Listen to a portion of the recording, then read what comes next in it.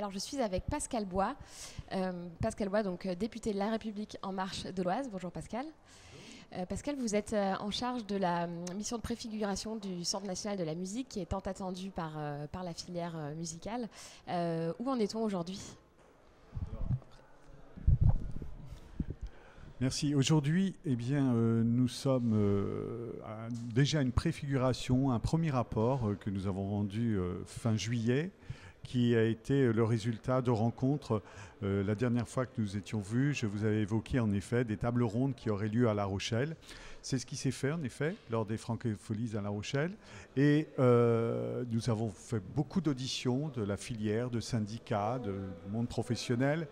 Et ça nous a permis déjà de faire un pré-rapport que nous avons pu adresser déjà à tous les étages tels que ministre de la Culture, Matignon, à l'Élysée. Ce que je peux déjà dire, c'est que le retour est plutôt très bon.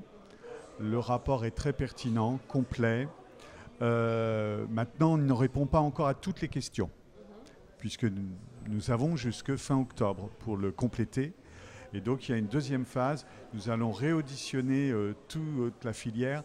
Et là, pour répondre à un aspect qui est la gouvernance. Voilà. Le premier pré-rapport répondait essentiellement à les missions telles que l'observation, le diagnostic, son organisation, son soutien à travers les aides, à travers les crédits d'impôt. Donc maintenant vient le moment de parler aussi de la gouvernance.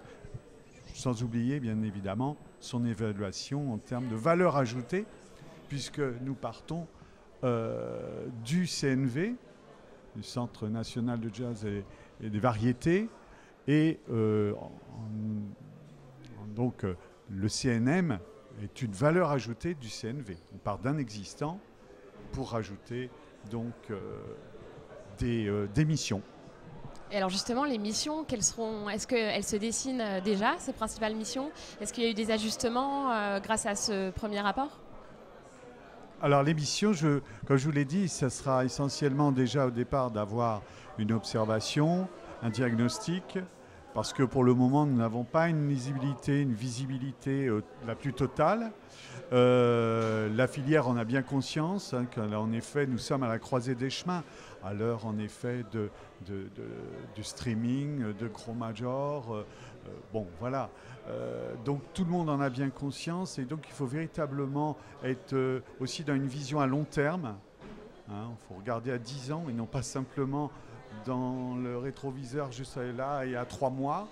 Voilà, ça c'est véritablement déjà un diagnostic. Après, bien sûr, il y a le soutien qui sera pérennisé. Ce que naturellement, un point fort sur lequel nous irions, c'est sur l'export.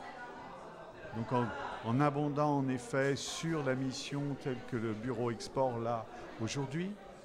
L'EAC aussi, où là en plus nous avons une volonté aussi par les opérateurs collecteurs, les OGC comme on les appelle, qui sont prêts aussi à avoir une méthode contributive, à participer aussi à l'EAC. Donc vous voyez, on est vraiment dans une méthode de partenariale et de synergie où chacun mesure en effet l'ampleur, parce que l'EAC, c'est naturellement, c'est aussi la musique de demain.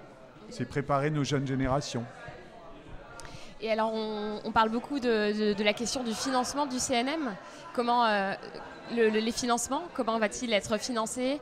C'est un sujet très important qui touche beaucoup, qui importe beaucoup les acteurs. Où en est-on par rapport à ce sujet ? Est-ce que c'est une question qui sera en réflexion dans les mois à venir ou on a déjà avancé ?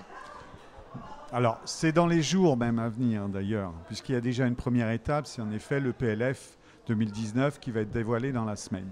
Bon, pour l'heure, nous n'avons pas de retour, de réponse ferme et définitive, puisque là, nous attendons que les ministères se mettent d'accord entre le budget, entre Matignon et puis le ministère de la Culture. Mais nous, en même temps, dans notre feuille de route, c'est pas ce qu'on... ça ne doit pas pour nous être un frein dans la démarche. D'abord parce qu'il y aura le PLF, mais après va s'en suivre un débat autour du PLF pendant tout l'automne, pendant l'hiver, puis après le PLFR. Donc vous voyez, il y a quand même plusieurs étapes. Donc même si la semaine prochaine, on n'aura peut-être pas en effet la meilleure des annonces dans ce sens, on aura encore d'autres étapes et d'autres rendez-vous. Voilà. Donc notre motivation doit rester intacte voilà, au moins jusqu'à la fin de l'année. Pour espérer donc une ouverture de ce Centre national de la musique toujours au début de l'année 2019, c'est ça? Oui, oui. De toute façon, je pense que nous serons contraints de passer par la loi pour créer ce CNM. Donc il y aura forcément ça sera un atterrissage, à mon avis, pas avant l'été peut-être, voilà, au mois de juin. Voilà. Bon. C'est ce qu'on espère en tout cas, mais. D'accord. Et donc le CNM se veut un outil fédérateur et régulateur de la filière musicale. Comment pourra-t-il, à travers ses missions, faciliter la diversité culturelle dans cette filière dans laquelle on parle de plus en plus de concentration des acteurs? Comment faciliter cette diversité? Justement, ça sera quand même déjà de maintenir le soutien, de maintenir les crédits d'impôt. J'ai bien entendu aussi tout à l'heure le message du président. En effet, on voit bien que le crédit d'impôt est quand même très vertueux. Voilà. Donc, à charge, en effet, de continuer à convaincre qu'en effet, le retour de crédit d'impôt est plutôt très vertueux. Voilà. Il y a un retour qui est très efficient. Donc, preuve en est, il y a eu un rapport qui a été évoqué tout à l'heure, qui avait été diligenté par Prodis. Et c'est un bon outil, un beau résultat, en effet, que d'avoir ce type de rapport. Et nous, parlementaires, moi en l'occurrence avec ma collègue, en effet, ça nous donne en effet argument. Voilà. Après, je veux dire, c'est la filière après aussi de s'organiser. Vous me parliez plutôt du développement et du rayonnement, bien sûr. Comme je vous dis, déjà le soutien, le crédit d'impôt, un soutien appuyé sur l'export. Je vous rappelle aussi que naturellement, il faudra aussi ne pas oublier nos territoires. D'ailleurs, je dis toujours dans cette forme de cohérence par rapport à ce qui a pu être fait déjà par les ministères de la culture et en l'occurrence aussi sur l'enseignement, je rappelle le genre de décisions, de volontés politiques qui viennent d'être portées. Ça a été la rentrée en musique, ça a été la fête de la musique d'ailleurs au mois de juin où véritablement le ministère a porté quelques manifestations qui rayonnaient partout sur le territoire et sans oublier bien sûr la chorale à l'école. Et je peux même rajouter ce que j'ai vu il y a quelques jours comme inauguration à Radio France, Vox, qui est une plateforme qui a été dédiée aux équipes pédagogiques et donc c'était naturellement un partenariat avec nos deux ministres que sont la culture et le ministre de l'Éducation nationale, avec bien sûr là après il y avait le soutien de Radio France, de Arte, voilà. De belles initiatives. Merci beaucoup Pascal. Faites une excellente journée pour cette AG du Prodis. J'en doute pas, merci. À bientôt. Elle sera bonne.